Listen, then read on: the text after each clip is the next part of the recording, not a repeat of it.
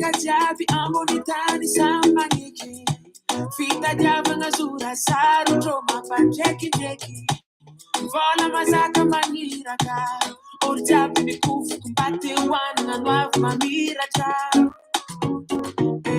yalagna tanàgna yalagna olo tiagna yalagna rô avagne fitadiavagne yalagna tanindrazagna fitadiavagna raha mahery mampaola magnarijere mampanela vice yabavaratra fefika simbo yatsinyanana fefika nefa le utafaka miesika mafy ono sasany fefika andafy misy loso any Europa naziky misy fefiko aux États-Unis fa za ndraiky loso à Paris mafy izy ty ira io zalategna mampandela vice joza loso à Paris manda mitsakarakara vinaice mandaga loso à Paris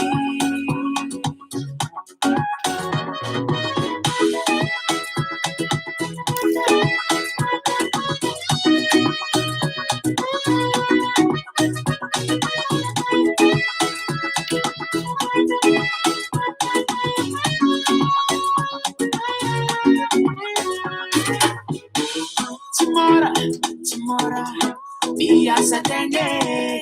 Timora, biasa minoloya. Timora fa cori matowe. Cimenti mtagiano poticali, cimenti mtagiano fatti andare. Assa zen manafci sirate, assa ci smori. Assa zen manafci sirati, rendezvous vola. Timmi la chi fa courage, sambola business naze. Assumar la famille, c'est la vie mon ami. Yabavara ta fefka simbo, yasinyana na fefka nefa. De utafa che miesca mafi, ogni sasan fefka nafi. Misi loso in Europa naziki, misi fefka aux États-Unis. Fasande loso a Paris, mafi sti. Ira usa la tenga mampa de la vice, josa loso a Paris. Manda mi takara vinaice, manda galuso a Paris. So it's in the man of can fatana, facimenti manemi caramo magalantale. So in a ladino cotire, te non tengo fumato gasini magalantale. To win me out, please make it on a dot. To is a yo, to make it on a dot. Pamusa ina mkadi ya patani. Yara maika bagazoni ala fosa mali. Mampande love kiss, mampande loja. Futonga me mandera jab men poja. Next mates kita bella pana bara dofa ela. Father pasa mita vera. La vite, Josa lo so Paris. Manda mi takara vinaice. Manda galuso a Paris. Ira usa la tenga mapa de la vice, Josa luso Paris. Manda mi takara vinaice. Manda galuso a Paris. Josa luso para Paris. Local service. Josa luso, Josa luso, Josa luso, Josa luso, Josa, yeah. Sabia mai tanta jatiki.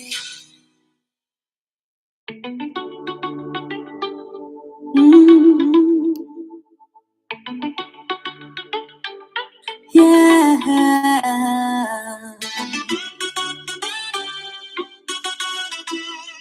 It's the end. Sakuma fla, if I know it, we kidnapping. Sako ulna saksakirat niya ninofan zinge. Fahangano pemipa na ulukya kuzeng tiatoko. Sa tiangamban valerana fanirae ko tika fanako. Maringis ka zamaita no fok mi krize. Gratia karakarlo chana sa tiandengan beku. improvvise. Fitiava quando facciamo si schifazitano. Sale pangangiatori, sari noi stanno Facebook. Le papafia no e la giudine, istie. Le tiana mi si kine, istie. Le papafia no e la giudine, istie. Yareta kuna smart gravi. Fanara no atonga di kumbola. Hey, yeah.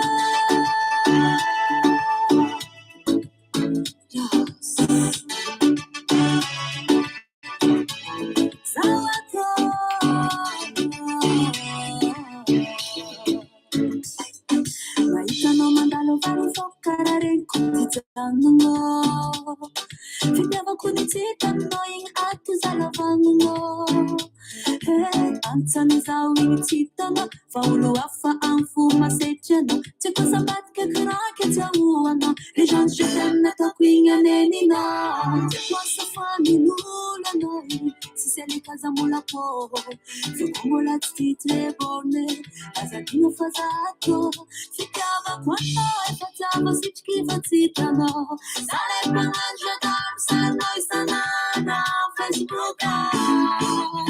Macafino, la sabine, istie. Lei non mi si chine, istie. Le macafino e la giardine, istie. Yareta kuna smagravi. Fanara no a trovati kumbola. Le macafino, la giardine. Le tiana mi si istie. Le macafino, istie.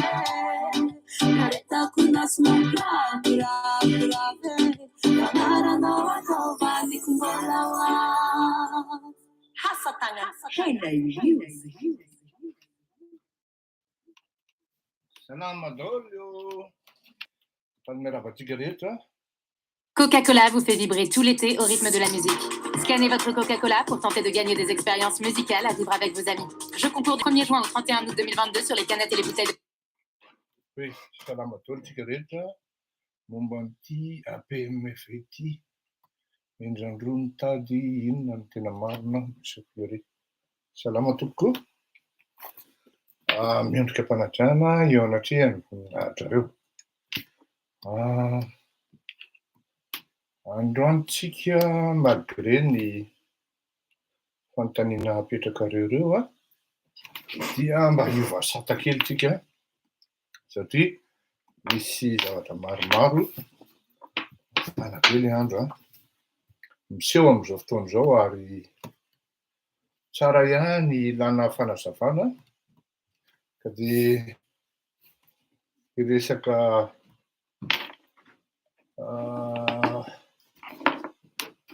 izy teo karazana hoe ifangaro daholo na géostratégie na géopolitika na ny situation internationale amin'ny resaka tsy filaminana tsy filaminana aroa. Ny resaka hoe miandrandrony tady APMF raha azo atao tokoa dia milady no valiko satria lavalava ihany le resakantsika androany. Tsara aloha zany ny resakantsika dia resaka misy an'le teniny amerikanina zany hoe anasazy ny pays afrikanina izay tsy manaraka ny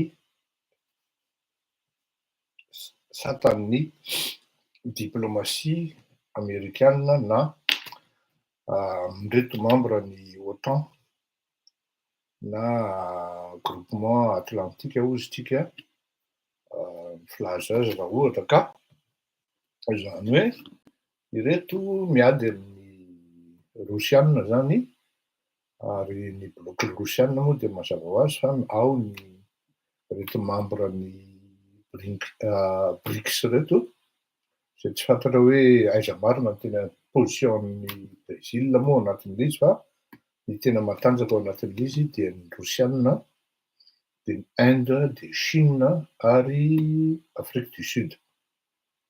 Zay le izy hoe anasazy ny firenena afrikana zay tsy manameloka ny invasion russe any Ukraine amerikana. Zay ny anankiray. Inona no mety ho conséquence an'izany ary inona no importance apetraka amin'izany hoe misy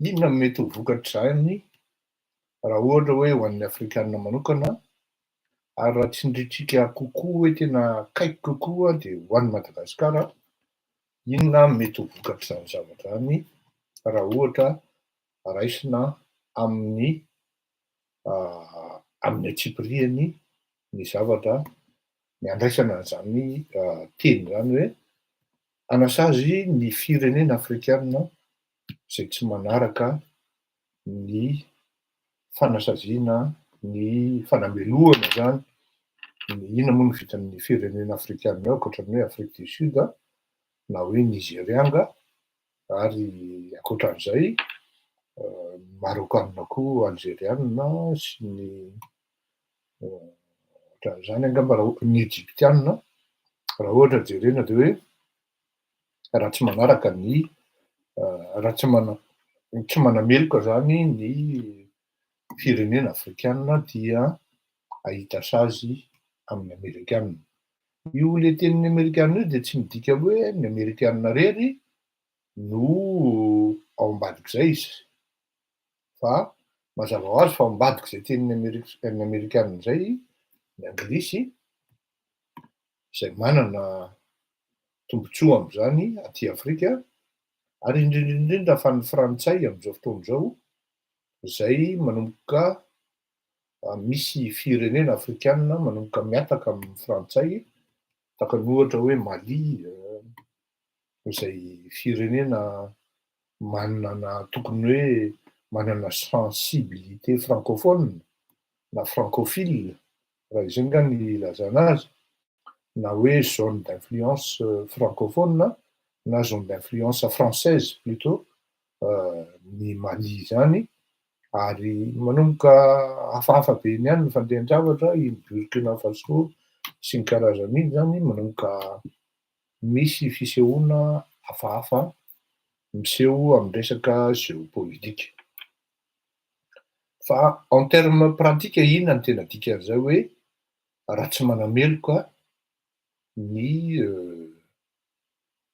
rosiana ny firenena afrikana dia ahita sazy amin'ny amerikana.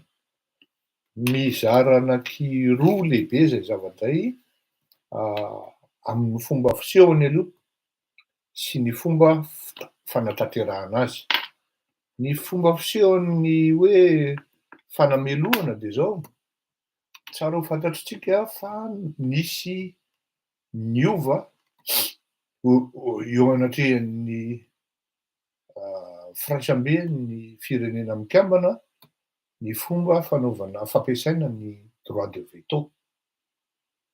Nanomboka tamin'ny volana avril izay na volana février nisy karazana hoe fanitsiana zany izay naroson'ny amerikana ny frantsay ary ny fanjakana anglisy ny fametrahana ny hoe manomboka izao rehefa mametraka droit de veto dia amin'ny conseil de sécurité zany dia tsy maintsy misy ny fivorian'ny be sy ny maro na ny assemblée générale azon'ny na firenena kely ohatran'ny Madagasikara, ohatran'ny hoe Algérie na Egypta, zany zay moa firenena kely na ino ty izy teo firenena belge na ny Brésil koa ohatra na Argentine no commenté miady hevitra amin'le hoe ahoana no fomba azo idina hevitra zany amin'izao fotoana izao ny fametrahana droit de veto satria voalohany indrindra tsy hoe apetrapetra fotsiny fa tsy maintsy manazava zany le firenena mametraka ny droit de veto.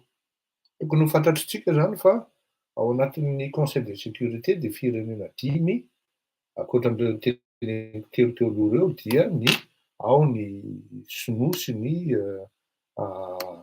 inona izy teo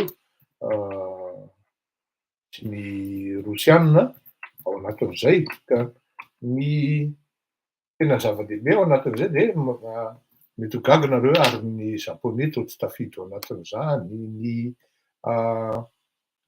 izy ty izy teo ny firenena allemand sy tsy ao anatin'izany koa dia ny tena marina dia izay aloha ny composition zany taty aoriana izay ny composition fa ny tena ny idirantsika zany de le hoe fampiasana an'le droit de veto dia miova tsy maintsy non seulement zany azavain'le firenena le ino ty izy teo le fa hoe inona ny antony ampiasainao azy amin'lefa le dinika ngeda be zany ary tsy maintsy azavain'le firenena tsara ary azon'ny firenena madinika komantena ny inona ty izy teo ny zany teneurany zany droit de veto zany ka eo mihitsy zany ny lanin'ny amerikanina ny hoe mila monsieur Leguet miaraka aminy zany ny ino ty izy teo ny firenena afrikanina zay tsy afenina fa maro ary ino ty izy teo tsy maintsy rehefa misy ny voty koa na salamatra bona maliro ny voty sy ny amin'ny fanapahan-kevitra lehibe dia ilaina mihitsy ny manana ny hoe majorité ary izay zavatra ino anisany hoe zavatra tena ngeda be ilana an'le hoe saziana zay tsy manameloka ny ino ty izy teo ny rosiana am'ty resaka invasion any Russie ty zany any Ukraine ataon'ny rosiana ty zay zany ny fomba fisehany aloha zany hoe eo anao zany de tsy maintsy mampiseho anao hoe zay manohana ny ino ty izy teo manohana ny résolution apetraky ny amerikana na ireto le matanjaka be reto ohatran'izany Chine, États-Unis d'Amérique, Fédération de Russie, France, Royaume-Uni zany miaraka amin'ny membre anankifolo élu par l'Assemblée générale ny ONU pour un mandat de 2 ans. Amin'izao fotoan'izao zany de ao anatin'izany ohatra zao Meksika zao ao, Kenya, Irlande, Inde de Estonie moa tamin'ny 2021, Norvège koa ao anatiny fa ny tena membre principaux zany de ny sinoa, de ny amerikanina ary ny Fédération de Russie, ny frantsay de ny Royaume-Uni. Reo zany reo firenena anankidimy reo no afaka mampiasa droit de veto. Mazava ho azy fa ny ary matoa ny ekena zany ty le hoe tsy maintsy azavaina na azo komantena ny pour ne pas dire zany hoe ny opposition aloha zany mbola tsisy resaka eto fa hoe au moins zany misy évolution izy hoe mba misy azo anaovana commentaire fa taloha moa zany tsy azo ivalozana ny droit de veto ary mbola izay ihany fa am'zao fotoana zao zany hoe misy karazana ohatrany hoe miena zany na de hoe tsy ivalozana ihany ary ny resaka droit de veto fametrahana azy fa tsy maintsy motivena légitimena ary tsy maintsy hazavaina ary azon'ny firenena hafa komantena zany fa tsy hoe afaka manao opposition izy fa mety tsisy importance akory izay opposition zay. Zay ny amin'ny hoe fisehoany. Fa en terme pratique hoe ianao zany raha ohatra ianao zany hoe miteny ny amerikana hoe ndao antsika zany mampita an'izy ao anatin'ny ordre du jour de hoe ndao antsika anameloka ny rosianina daholo takan'le natao farany teo de Madagasikara moa ny safidiny hoe zay tsy momba ny ato tsy momba ny roa fa tsy miditra am'zany zay. Ho an'ny groupe ho an'ireto OTAN reto zay dia karazana ohatrany hoe karazana acte d'allégeance ihany satria rehefa misy le hoe tia miagressé de tia nefa agressé, misy le invasion de nefany tsy melohanao le izy fa milaza ianao hoe nefa misy olona maty eo sy karazany dia problema ihany le izy zany eo anatrehan'le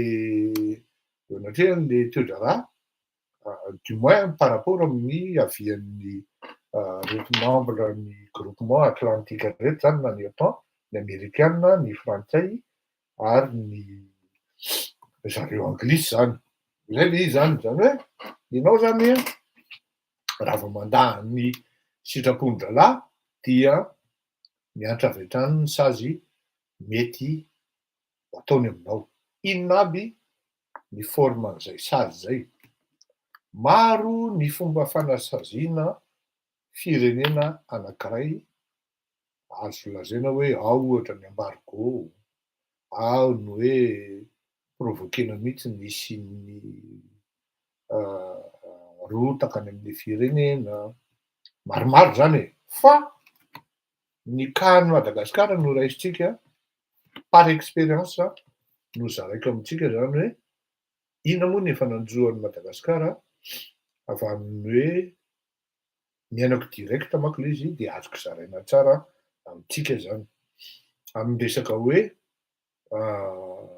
miagressé ianao na mititiller zany atao hoe fanjakana amerikana zany satria effectivement tena matanjaka ny amerikana ary mahavita zavatra tsy eritreretinao satria ianao ve hiady amina firenena lehibe.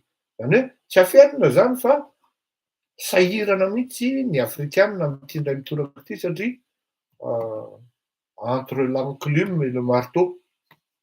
Zay le izy azavaiko manko le izy aveo hoe karazana fizarana ny firenena eto ambonin'ny tany any ty hoe ho bloc nord sa bloc sud, bloc de l'est, bloc de l'est sa bloc de l'ouest. Zay zany le izy zany hoe petraka foana zany le dualisme alohan'ny guerre froide nandravana ny mur de Berlin sy ny karazany moa zany. Ka izao expérience anankiray ary tena hitako ny etombohany satria raha tamin'ny andron'ny 11 septembre dia tamin'le resaka Slim Towers zany dia mbola tsy nikombona akory ny ferin'ny amerikana dia nanao erreur gravy ny filoham-pirenena malagasy tamin'izany andro zany ary nanao karazana thèse magistrale mihitsy tao iavoloha niinvitena daholy ny corps diplomatique représenté à Madagascar. Tamin'io fotoana io za manko tsy mbo de mandeha amin'ireny zavatra bling reny zany, reny réception hoe cocktail le tsy ny karazana. Fa naliana aly izy satria nilazain'ny président aloha hoe ho azavaiko ao ny resaka hoe ahoana no nahatonga an'io resaka Ben Laden zany io 11 septembre io. De nanazava teo moa izy, nanao karazana cours magistral teo izy, vadira hoe ohatrany hoe nampianatra géopolitika nety le mpanao politika, du moins représentation diplomatique ny firenena misy représenté ao Madagasikara, ny ray aman-dreny Ratsiraka Didier tamin'izay andro zay. Je crois que c'était le 19 septembre izay andro zay. De tao Iavoloha izy. Tamin'izay andro zay dia rehefa nanazava teo izy dia nazavainy hoe ny sapam-pitsikolovana Amerikanina ihany ozy no nanao an'io. Fareo ozy izy ny ambassadeur Amerikanina tamin'izay andro zay, ary tonga izy de nitsangana, ary tonga de rombotra be mihitsy izy, satria ça a été même moi-même naizara ho tena ozy tena tsy lasa kosa zany cause zany. Tena tonga de naizara ny se sentira hoe tena tsy miainga zany cause ny telo zany, de ina nitady kirarony amin'io, de mba hoa zay mihitsy ny navaliko zany tamin'izay andro zay, hoe tena mamaivay be zany dossier zany anakapokoany zany. Lasa ny ambassadeur Amerikanina zany, mandeha. Lasa koa ny ambassadeur frantsay. Ny ambassadeur frantsay tamin'izany moa namako de nitaritina hoe andao andeha ozy. Tsy andeha angala ozy izy, andeha ao de lasa koa nandeha. Fa vavy zany tao an-tokotany tao ozy le ambassadeur hoe mahita io Ratsiraka io ozy izy. Zay moa zany tena hoe il faut se calmer na ohatran'izany. Tsy nanaiky le dala fa tezitra be le dala. Rehefa vita le intervention-ny président Ratsiraka tamin'izay dia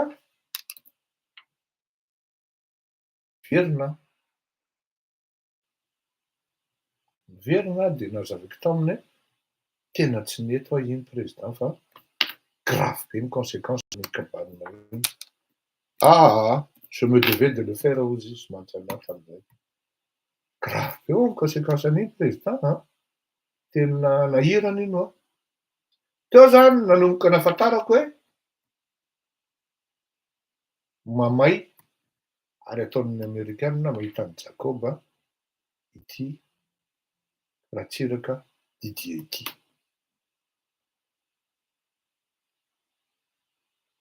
Anisan'ny hoe rehefa anteny izy hoe hilatsaka, de anisan'ny tenenako anazy monsieur le président, miala tsiny ho aza fa tsy lany ianao raha mbola milatsaka. Ninona hoa raha mba maka jery kafa hoa. Maika izy tezitra be. De nindroahany tamin'izay, resako hoe ino moa nandroanao anahy président, ngaza misy décret hoa ngaza misy ino, de niraisiko ny entako de lasa 11 septembre 2001, 19 septembre 2001, le intervention nataony tao Iavoloha ho an'izay Matratidy. Entre-temps zay, Miara Valomanana mera Antananarivo. Hitako mihitsy ahoana ny fomba financen'ny Amerikanina an'i Miara Valomanana. Amin'ny alalan'ny toy ny atao hoe USAID ozy ny malagasy. De nisy koa le CRS Catholic Relief Service. Teo zany hoe tonga ny menaka, lasa an-davalomanana. Tonga ny katsaka, lasa an-davalomanana ny fizarana azy ary io nefany io zany sous forme-na fanampiana daholo io a. Io nefany tsisy miverina hoe tsisy averina fa de hoe tout simplement ka inona ary nakanesan'ny Luce Raza eto raha izay, tsy azoko le tian'ny Luce Raza tenenina. De io nefany no nananany Ngiara Valomanana ny ary anisany nahafahana nanomana ny élection-ny campagne électorale-ny ho candidat présidentiel. Ary de tena natanjaka be ny vola teo am-pelatanany tam'izay. Ny tiako hazavaina aminareo de hoe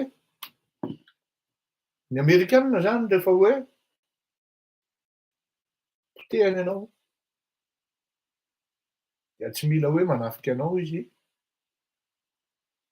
tahakany hoe nataony tany Somalia, tany moa izy resy, fa rehefa te hanapotika anao izy, vitan'zany f'efa amy forme hafa zany nataony pour le cas de Madagascar hoe natevitra anazy le intervention ny ray aman-dreny Ratsiraka tamin'ny 19 septembre zay, de zay ny fomba fisehoany napakitany ny fitondran-Dratsiraka Didier ary zay no nahatonga ny hoe ny Amerikanina no anisany nanohana any Ngiara Valomanana ankoatran'reto gropiny Allemand zany na ny firenena Germanika ary nanaraka koa moa Frantsay tam'izay andray satria hoe ity zany matetika zany lôjika be raha vao hoe ny Amerikanina mandeha ary de manaraka an'iny koa ny Frantsay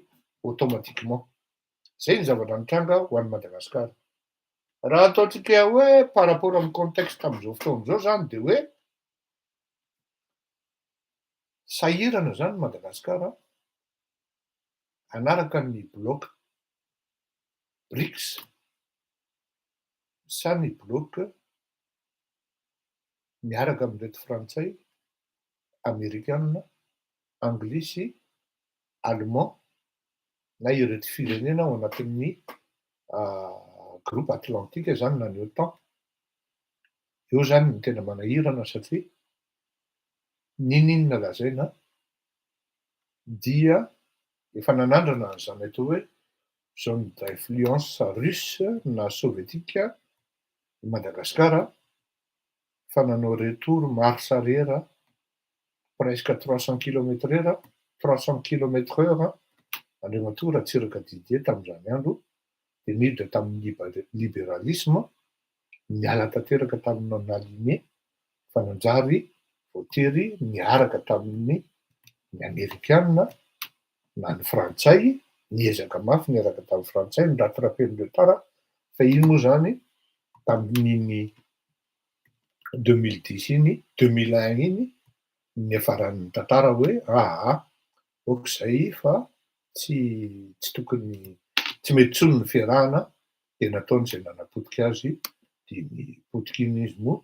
samy nahita daoly. Ohatran'izay le fisehoany zany hoe misy importance ve reny raisin'ny olona hafa hoe menasy de amiko misy importance reny ary ny conséquence ve de matetika ny conséquence par rapport amin'ny mpitondra fa mety misy conséquence ihany koa ny amin'ny vahoaka satria raha ohatra ianao tratran'ny embargo ohatrany hoe Cuba zany de na Iran nefa ianao tsy manana source de revenu hoe matanjaka na hoe stable, ny Cuba zao ny fay de tabac fotsiny de efa tsy azony eritreretina, ny vola sy ny devise miditra aminy, ny tourisme sy ny karazany, ny ara culturaly tsy azony eritreretina zany hoe ny sandan'ny fidiram-bola amin'ny resaka tourisme sy ny Roma sy ny Roma cubain zany tsy azonao eritreretina zany ny sigara faidrentsika sin-karazany, ny tourisme tsy azo eritreretina zany. Madagasikara marina manana vany sin-karazany fa rehefa io zao izy lazain-dralahy hoe misy produit cancérigène de efa sahirana ihany. Inona zany no tena dikan'izay raha ohatra azavaina indray amin'ny zavatra tranga.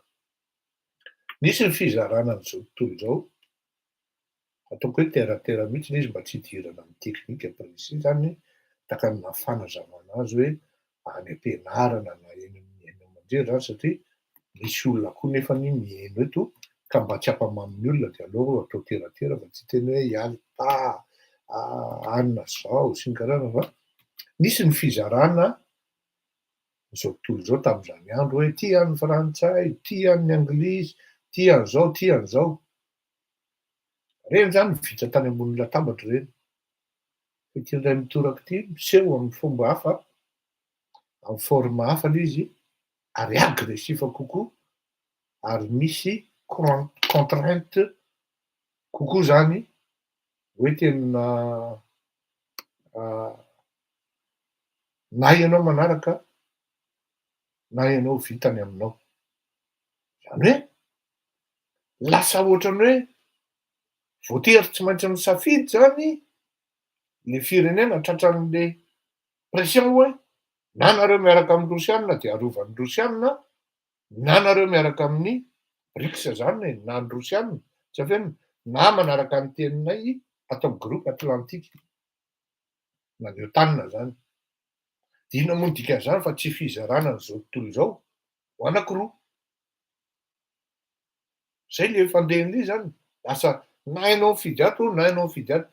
Problema nefany amin'izao fotoana izao dia Madagasikara de tena hoe ao anatin'ny zone d'influence américaine mihitsy amin'ny resaka organisation na hoe influence amin'ny resaka hoe fanampiana na ho an'ny fanjakana na ho an'ny fampandrosoana na de hoe ho an'ny karaha mampiasa mpanjakana fotsiny ara dia miara-miasa ary voatery amin'ny banque mondiale, amin'ny FMI, ny bilatéral amin'ny frantsay, marina fa eo zany ny sinoa fa matetika ny sinoa de tsy maintsy averina ary mafimafy kokoa ny conditionnalité amin'ny resaka amin'ny intérêt sy ny karazana zany. Zany koa tsy midika hoe mora koa ny banque mondiale sy ny FMI fa le izy zany de zany ny FMI sy ny banque mondiale tsy ampy ny malagasy de zay no mahatonga an'le hoe mbola ilaina ny sinoa, ilaina ny indiana sy ny karazana. Fa ity zavatra ity zany tena mampiditra anao amin'ny pataloha tery tam'izany andro moa ry ray aman-dren'ny Ratsiraka Didier nahita solution miditra amin'ny non aligné, groupe non aligné amin'izao fotoana izao tsy misy tsony. Asa angaha mety misy filoham-pirenena africaine zay mety visionnaire kokoa anangana an'io hoe zay sady tsy momba anareo amerikana, ny tsy momba anareo rosiana fa avelao zay irevin'ny fa rehefa miady nareo hoe mila mivatanay nareo de zay mipety anay nataonay fa tsy hoe sazinareo de manaraka an'izay zay. Zany hoe misy an'izay zany mety ho solution na alternative anankiray iza ny hitarika an'izay ohatrany tsy de nisy tsony le hoe ohatrany hoe Castro sy ny karazany reny, Fidel Castro zay filoham-pirenena na inona lazaina n'inona didijadona napetrany mba visionnaire ihany le olona tam'izany andro zany. Zay le izy globalement fa raha iresaka tsika zany amin'ny situation am'izao fotoana izao hoe ahoana marina moa zany ty resaka hoe rosiana sy amerikana ity. Miazakazaka be ny vaovao tato ato zany hoe tena matalanjona ny zavatra miseho ary mila fandinihana lalina zany hoe ahoana marina inona ny zavatra mitranga. Ny hatramy ilany zany ny rosiana efa niteny hoe zay anie mbola tsy ampafolo ny moyen apetraka akory ny zavatra mitranga ao Ukraine. Ary androany zay de milaza io androany io, de à peu près un mois de cela, milaza zay fa ho poussaina lavilavitra kokoa ny invasion na ny fanafihana na ny fananjanahana ny firenena ukrainiana satria zay rangitinareo. De mandeha tokoa zany, marina fa hoe ano miteny hoe 13 kilometra fotsiny ny azon-dralahy tao anatin'ray volana, miteny hoe 7 kilometra fotsiny tao anatin'ny herinandro, zany hoe maivana be zany le rosianina zany ao anatin'izay. Zao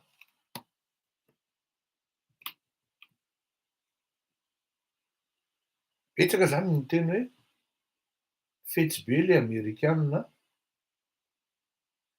fa ampidiny zany le rosianina de ny Europeanina koa zany tafiditra ao anatin'le combat, de izy ary ananina reny tsotsotra fotsiny tsisy manohana anazy ary miadakinaritra fotsiny izy en sécurité izy amin'ny zavatra mitranga. Toy tao anatin'le think tank ifampiresahana amin'ny namana na ohatra hoe olona tsy voatery mitovy hevitra fa miady hevitra fotsiny amina resaka géopolitika aty andafo zao hoe ny zavatra vao remarqueko koa de zao, ny sampam-pitsikilovana Amerikanina tsy mahavoan'ny sampana pitsikilovana Rosianina. Enjana be eo le KGB. Ary samby nalalintsika ho aho hoe anisan'ny voendrikendrika i Trump tamin'ny resaka ingérence nataon'ny Rosianina pendant ny élection présidentielle américaine tany États-Unis.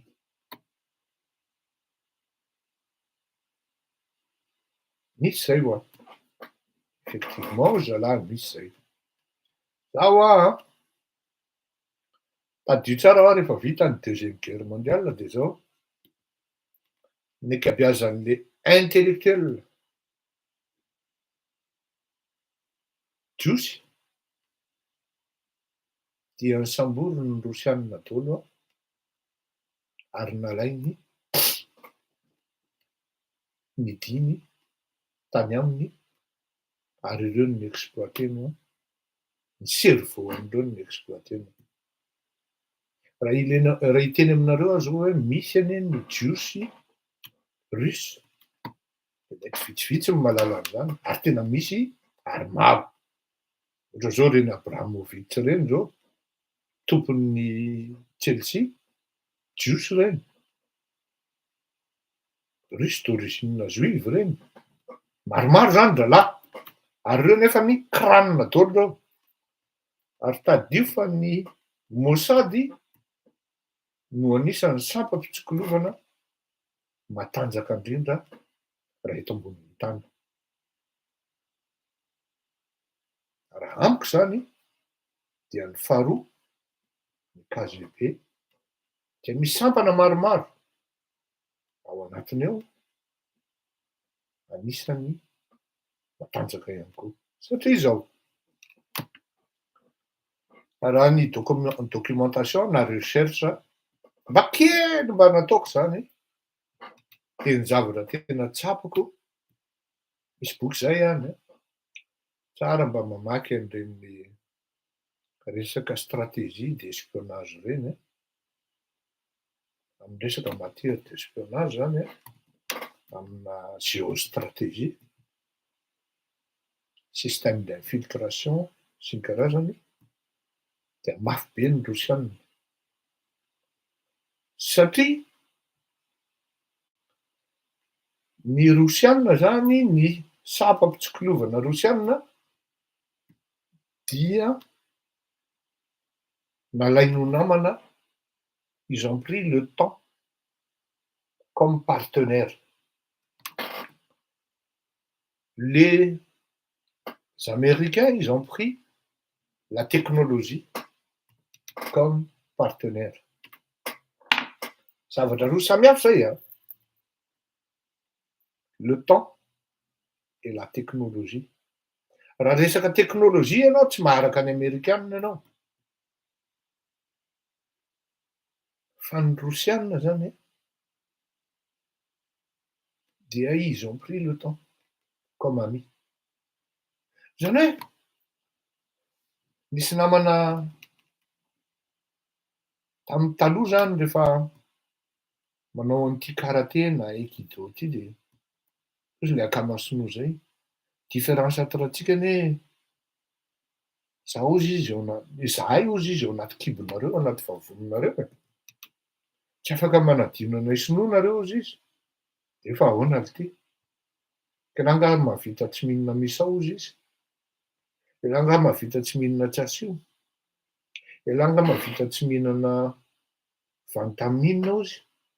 De rehefa natao le côte zany tena ohatran'ny marina zany causen'le ty zany.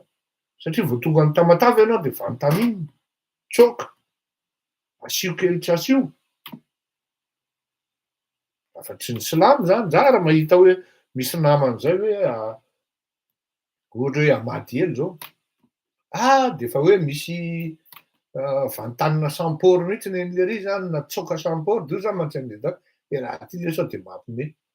Mba fantatra ela ve le sao ny rano anaovana an'io tsoka io, tongotra sy tongotra koa andrahoina ela be eo ny jus anaovana an'io tsoka io.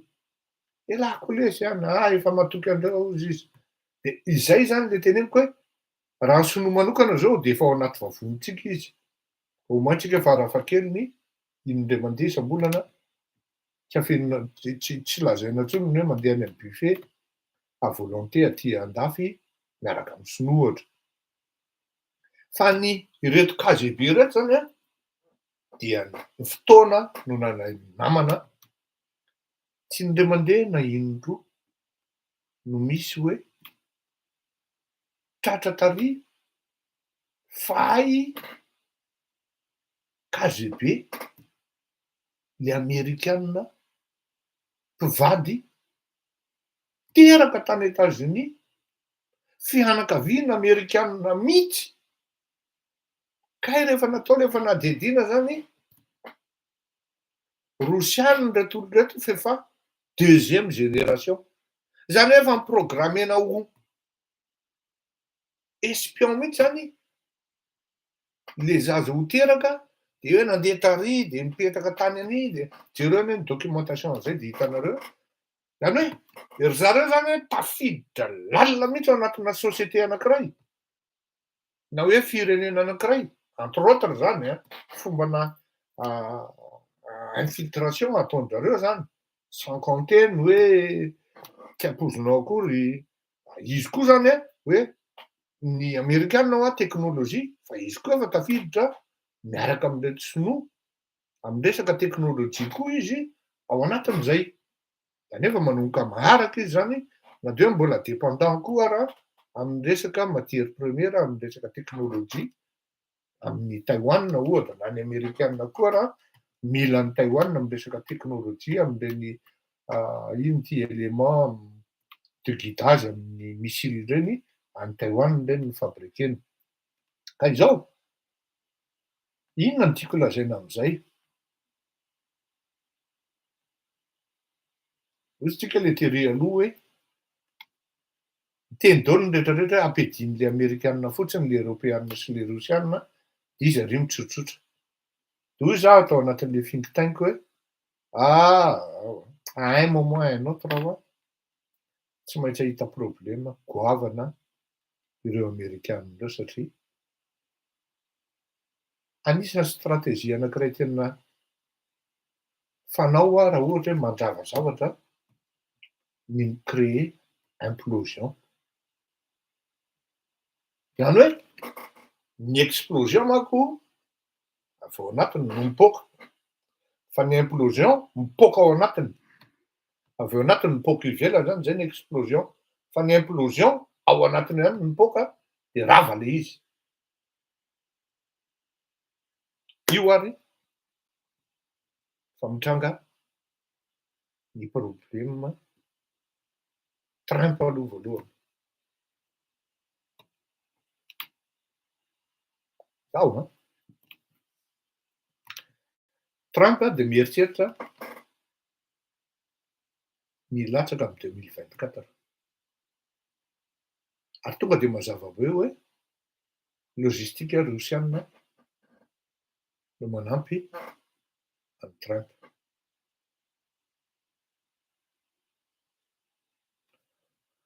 Misy raha matoa zay hoe io zany no anisany hoe olona atokisan'ny Trump azafady.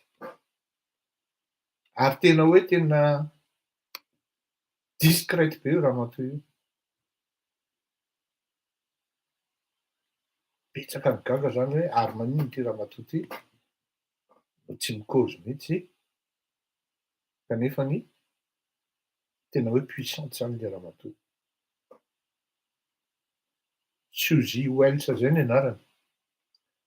Io zany ny karazana hoe tena hoe deba amin'ny ekipan'ny Trump am'izao fotoana zao na tamin'izy teo amin'ny fitondrana.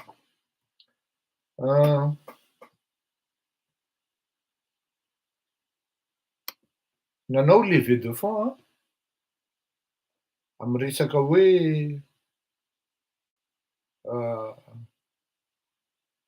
élection ty raha matoa ty hoe Suzy Wells ty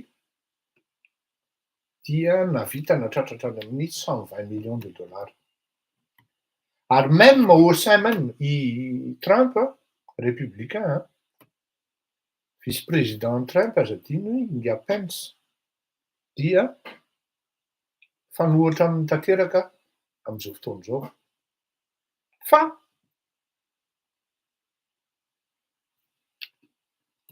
ny olon'ny Trump zany ohatra fotsiny raha hitentsika zao hoe any Floride am'le resaka fifidianana mi-mandat zany par rapport amy Biden de tsara toerana daholo Floride, Wisconsin, Cincinnati, Texas, même New York ara matanjatanjaka daholo. Ary izay zavatra nefany ohatrany mampiseho fandrangitana ny fitondrana amerikanina am'izao fotoana zao. Ohatra fotsiny koa ohatranareo hoe voamoaly angambany izay nafaky moana nanao déclaration ny porte-parole an'ny Maison Blanche hoe tsy au courant ny jereo ny za tsy hoe pro Trump fa tiako hazavaina anareo hoe danger be le implosion provoquen'ny rosiana ao anatin'le système. Niteny ny mpitondran-ten'ny Maison Blanche hoe tsy au courant an'io perquisition natao tany ino ty izy teo tany amin'ny maison secondaire Mar-a-Lago tany an-tranon'ny Trump tany Floride ny Maison Blanche fa tamin'ny Twitter nihitany. Nefany ny ministre ny justice mihitsy no soi-disant ny avalisé ary ny autorisé an'ilay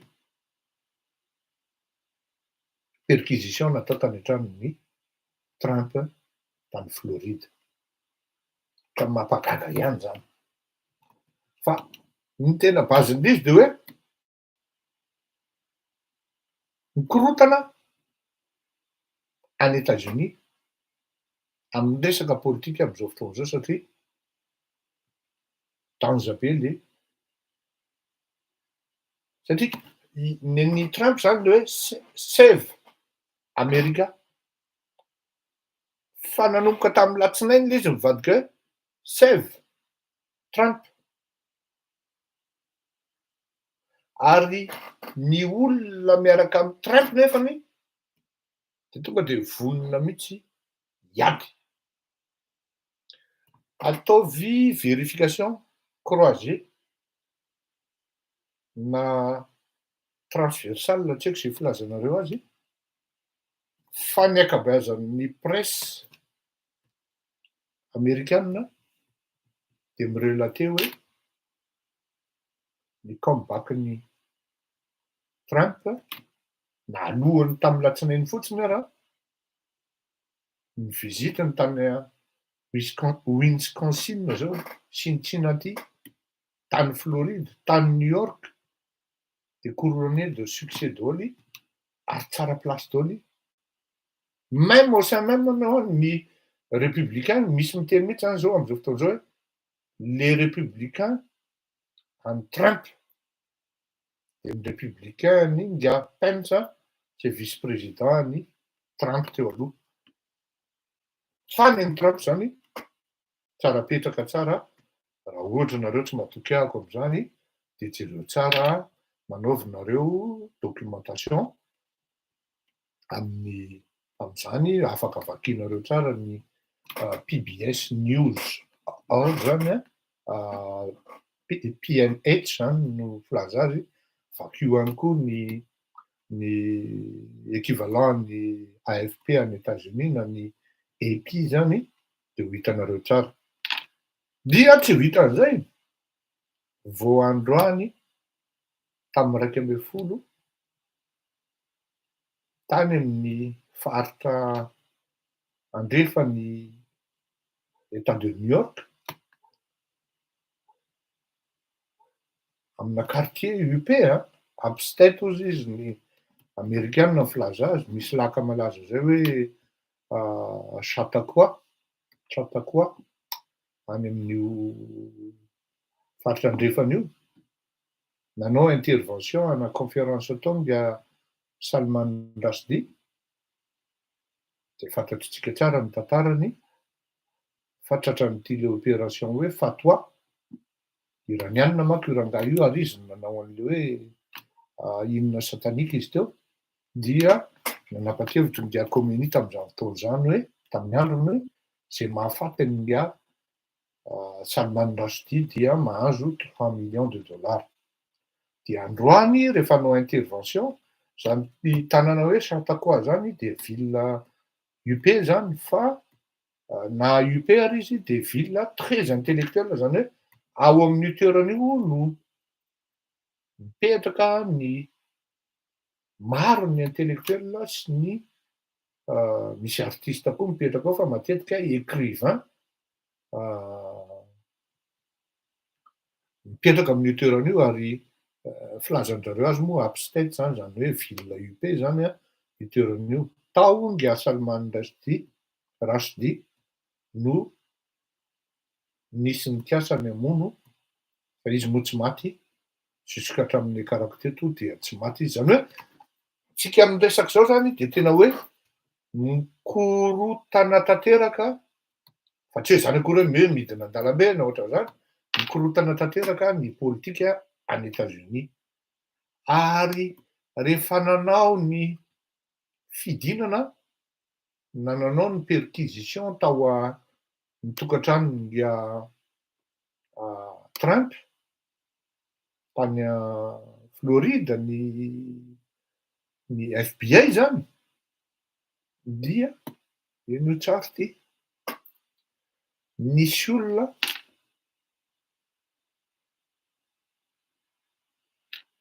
pro Trump nanafika ny Brown-ny armée jusqu'au dent le olona nanafika ny Brown-ny FBI tany Cincinnati tamin'ny talata izy zay raha tsy diso nahato firy moa ny androany moa 11 sa 12 androany to 11 androany 12 androany raha tsy diso tamoaly zany io tamoaly nisy nanafika tany nino ty izy teo Brown FBI sy ny Tsinati zany hoe oui voilà merci Brian version satanique le nataony Salman Rushdie de io no hoe tratran'le fatwa izy zany 3 millions de dollars zay mahafaty azy zany tam'izay andro zay ka io zany no teneniko atsika hoe il y a trop de coïncidence en la matière hoe satria tsika be de be tsika mieritreritra zany hoe tena lolovin'ny Amerikanina fotsiny le firenena rehetrarehetra fa arao ny vaovao nanomboka tamin'ny latsinainy fa tonga any États-Unis mikorotana am'izao fotoana zao ary mipanika ny fitondrana satria tsy ho voasakan'zareo na mety hoe sahirana izy am'resaka hoe mety ho effet pervers amin'ny retourny na hoe ho candidaturany Nga Trump am 2024 na izany ary de zao na izany ary dia ao mieritreritra hoe bon ka ny mety ataon'ny opération Nga Biden ane mety ataony zay tsy apa ho candidat Nga Trump solution anankiray zay le Suzy Well zay tsika eto zany manomana zany voalohany Suzy Wells fa zao ny lalàna Amerikanina na migadra ary ianao dia afaka milatsaka ho candidat présidentiel ary anisan'ny mampagaga ny mpandinika politika mihitsy ny hoe populaire ity Trump ty ary sarotra ny anakana azy meko ohatra nareo ohatra zao takany hoe Nga Eugène Debs c'était un criminel tamin'ny taona 1900 ngambany izy zay raha tsy diso Eugène Debs DEBS s'était présenté 4 fois dans les années 1900 ary ny tribunal fédéral de niapprouvé ny admissibilité jereo zay hoe Eugène Debs ny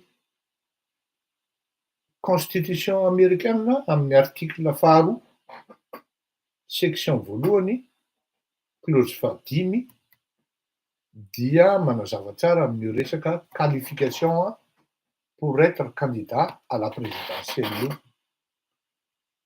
Pour ne pas dire que cette clause n'exclut pas les criminels, les insurgés, ary tafiditra ao anatin'izany koa ny hoe déménageur de documents. Fa mako mampagaga ihany zany hoe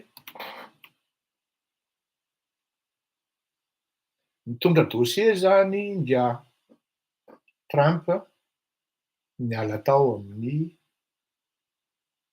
Maison Blanche efa izy le tsy lany iny dia 15 carton izy zany soi-disant io aloha zany tsisy adihevitra zay fa hoe io 15 carton io zany de hoe any Floride misy an'io iza ny olona mieux placé alala an'izay ankoatran'ny olona manodidina ny Trump amoaka an'izay information zay na izay renseignement zay any amin'ny FBI dia implosion anankiray zay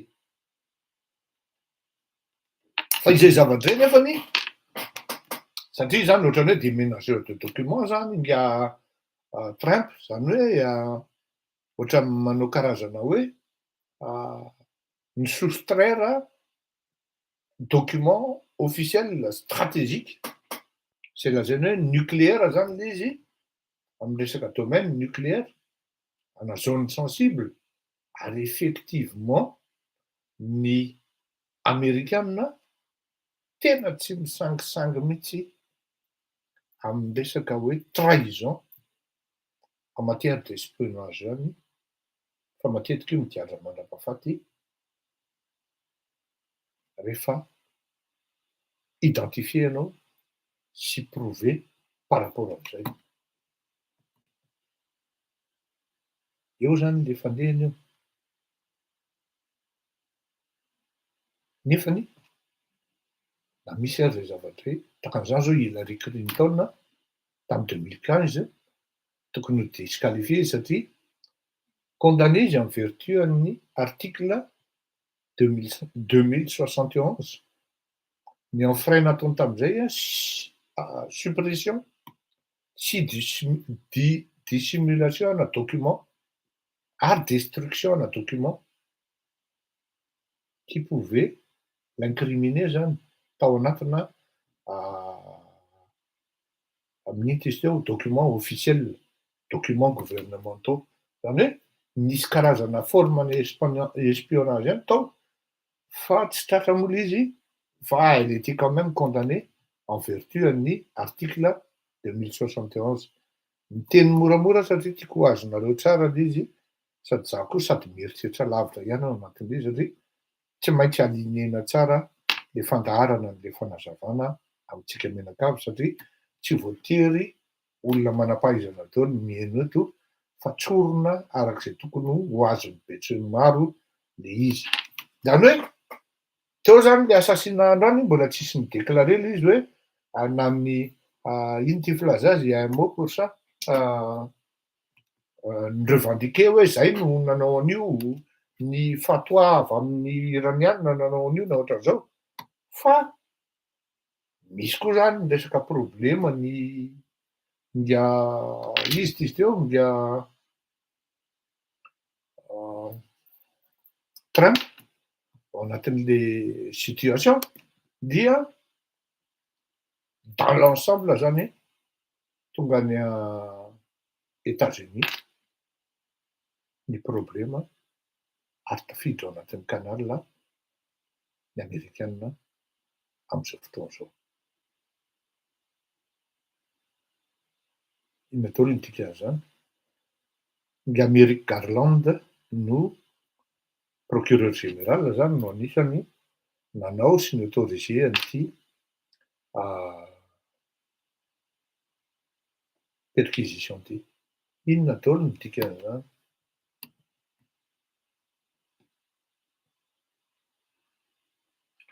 Maro ny olona zany ny sous-estimé ny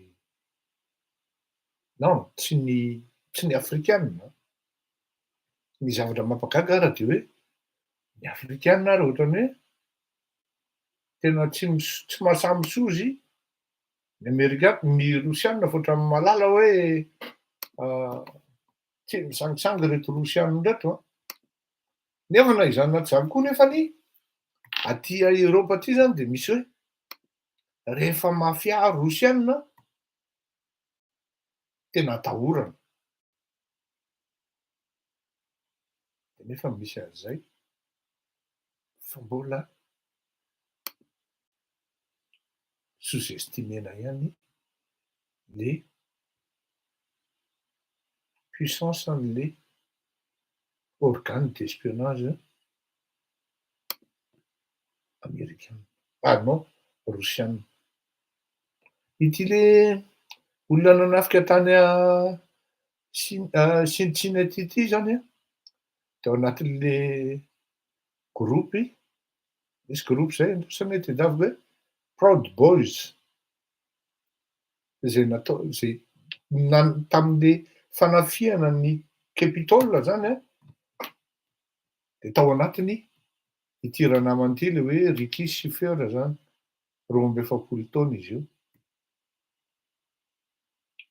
Nanafika amin'ny birao ny FBI satria tezitra izy tamin'iny nanaovana perquisition hatramin'ny Trump.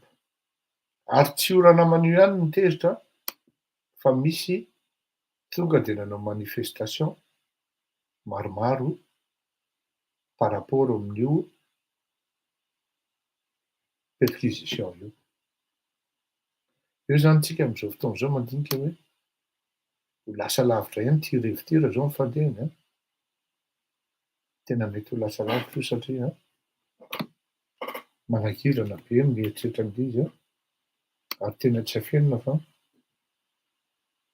grave les situations amin'ny resaka géopolitique mondial ary Madagasikara nefany tsy afaka miala am'izay koa ao anatin'izao situation am'izao fotoana zao.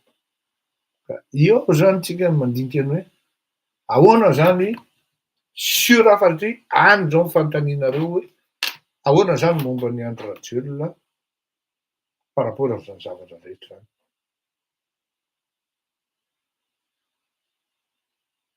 Za zany de miteny hoe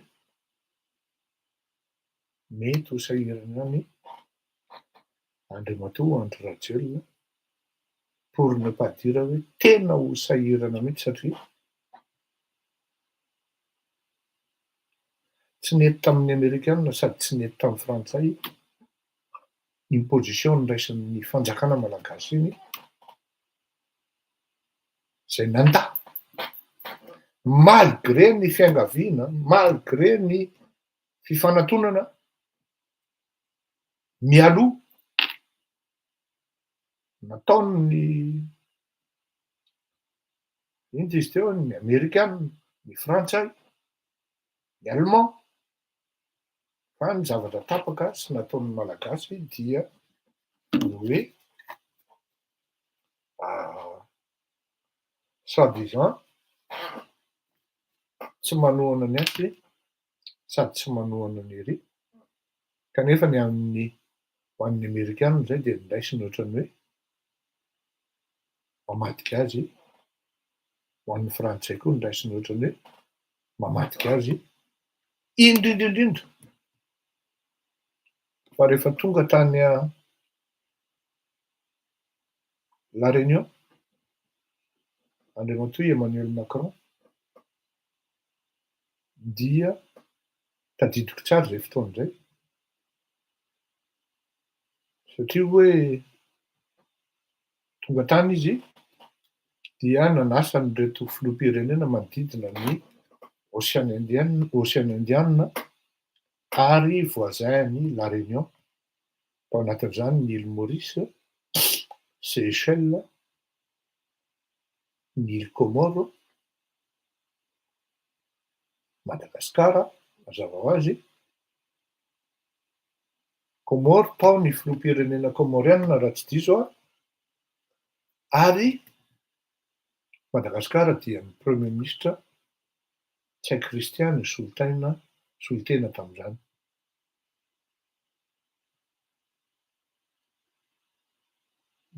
Marina ny hita zao i Argentina raha Andriamanana dia manazava mihitsy hoe tsy azon'ny Rosianina idirana intsony pour des raisons de sécurité ny château de Vincennes ao Paris. Château de Vincennes sa Versailles koa raha tsy diso Versailles koa izy zay fa hazava hoe Argentina raha Andriamanana fa tsy ananako zay renseignement zay dia eo no lasa Andriamatoa Andry Rajoelina tamin'izay coïncidence de calendrier ve sa hoe niala-pa andeha nakany amin'ny Rosianina izy nanana rendez-vous izy tamin'izay na audience tamin'ny Andriamatoa Poutine. Tsy fantatra moa ny tohiny avy tany fa ny important tamin'izay andro zay de hoe tao à La Réunion Emmanuel Macron fa premier ministre nalefany tao malgré ny fanasana tamin'izany. De taty aoriana moa izy mivaly ary tonga de iny raha antsika nahita tamin'ny 14 juillet teo fa ny exhibena teo Mason'olona teo ny président Nil Comoro dia Madagasikara nefa tsy teo, tsy ny hafahafa ihany nahita an'izany. Raha tiana hazavaina tsotra zany amin'ny teny iray amin'ny ankapobeny de zao: sarotra ny hino hoe andeha hiady hifandramatra, hifandonta fanatota bomba ny Amerikanina sy ny Rosianina fa mitady firenena zanahana vaovao ireo bloky anankiroa reo. Bloc de l'Est moa zany ohatrany tsy de fiteny intsony zany, na de hoe miezaka mirécupérer an'ireo bloc de l'Est ary ny Amerikanina, ny sasany amin'izy ireo fa lasan'ny Europe occidentale de zay no manahirana. Ka raha izah zany no anontaninareo dia androany aloha tsy manana valiteny hoe ahoana. Raha izah no anontaninareo hoe inona ny solution de tsy mieux placé aho hamaly satria fantatrareo tsara ny tendance politikako en matière de géopolitique sy ny géostratégie, nefa na izany na tsy zany tsy azo atao mihitsy ny mi-ignorer na mi-négliger ny tanjaky ny capacité de nuisance américaine, na izany na tsy zany keo nefany ny tanjaky ny espionnage russe, rosianina, satria mahavita mamonoky io ohatry reny agent KGB na madiky ireny, any Angletera mihitsy ny finoany zalahy. Vitan'izany izy efa lasa zay le olona vao maty, tsisy mahalala akory hoe zalahy nanao an'io fa rehefa hita le image video avy eo amy caméra, satria zay le teknôlôjia zay, de hita hoe reto le espion namono tary, identifier le espion avy eo, satria ny espion manana identité maromaro arakaraky ny toerana misy azy. Raha any Albanie izy de teratany avany, raha any Portugal izy de teratany avany. Sarotra ndra raha ka manahirana am'izao fotoana zao de zao: raha filoham-pirenena am'izao oro zao anao, am'izao fotoana zao anao zany, ho avy ny rivotry izay fizarana izay hoe na ianao miaraka amin'ny Rosianina, na ianao miaraka amin'ny Amerikanina, en dehors-n'izay tsy fantako aloha zay mety ho alternative hiseho, fa zay ny zavatra mitranga, zay ny zavatra miseho. Misy saina am'izay de zanao hoe ahoana zany ny élection amy 2023, ny élection any États-Unis teneniko anao zay amy 2024. Zao ny olona de efa mametraka stratégie am'zany. Ny 2023 zany pour le cas de Madagascar,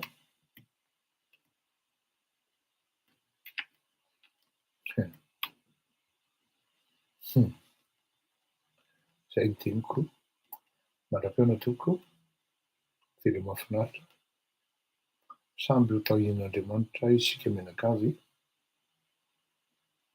ary mino nareo fa tsisy zany hoe ady lehibe fahatelo zany, satria tsy adala ny Amerikanina, tsy adala koa ny Rosianina.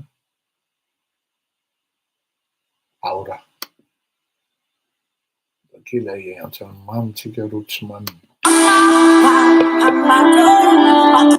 Ty mba tiako alefa zany, mba tiako henoitsika kely ty karazana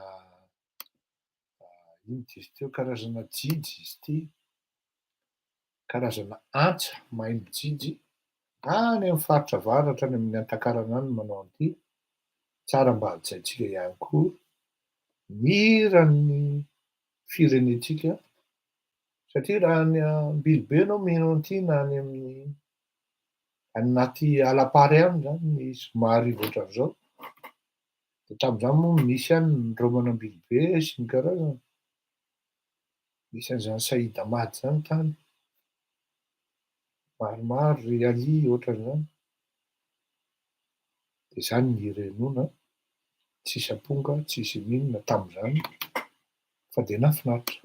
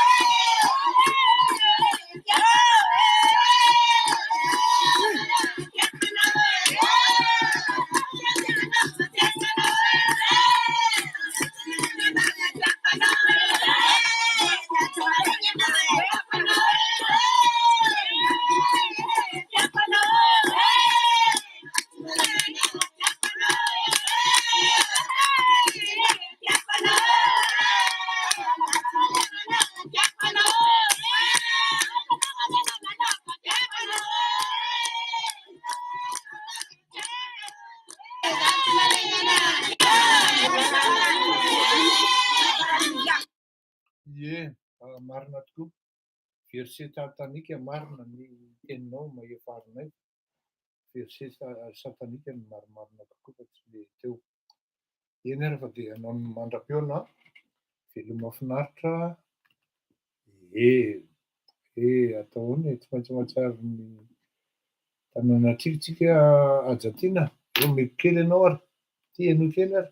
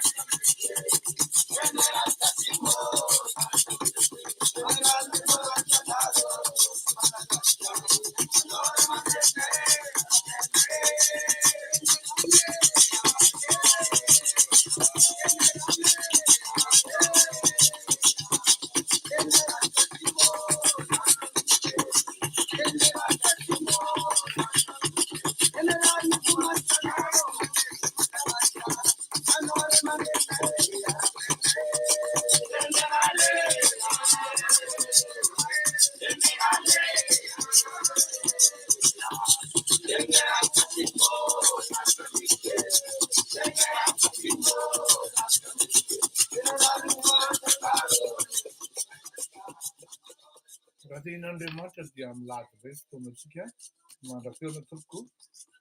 Izay ny vita aloha androny ary tsasaina fa tena mezahana tena tsondra mihitsy le izy mba ho azy ny rehetrarehetra satria sarotra ihany ny manjary mamy ny sasany dia leo matoratoerana fa iny ny tsotra indrindra amin'ny fanazavana azy.